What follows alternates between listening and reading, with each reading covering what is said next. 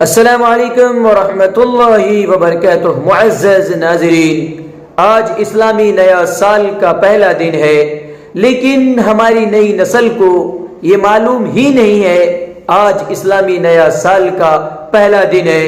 جس طرح ہم اپنی بچوں کو انگریزی کے تمام مہینے جنوری سے دسمبر تک اسپیلنگ کے ساتھ یاد کراتے ہیں، لیکن ہمارے ذہن میں یہ بات نہیں آتی ہے ہم مسلمان ہیں، ہماری پہچان، ہماری شناخت مسلمان ہے، لیکن اسلامی مہینے کیا ہیں اور ان کے نام یاد کرائیں، یہ ہمارے ذہن میں کبھی نہیں آتا۔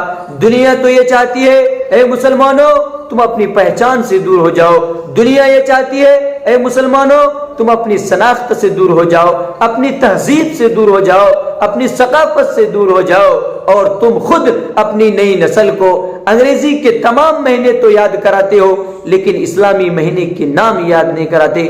سوچو کہ تم کس حد تک اپنے آپ کو اسلامی پہچان سے، اسلامی تشخص سے، اسلامی شناخت سے نیچے گرا دیے ہو۔ میرے دوستو، ضرورت ہے اپنے آپ کو اسلامی طور طریقے پر، اپنے اہل و عیال کو، اپنی نئی نسل کو ڈالنے کی کوشش کریں۔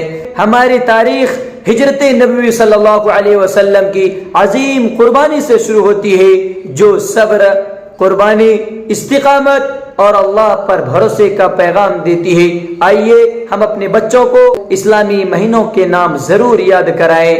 محرم، صفر، ربیع الاول، ربیع الاخر، جمادی الاولی، جمادی الثانی، رجب، شعبان، رمضان، شوال، ذوالقعدہ، ذوالحجہ۔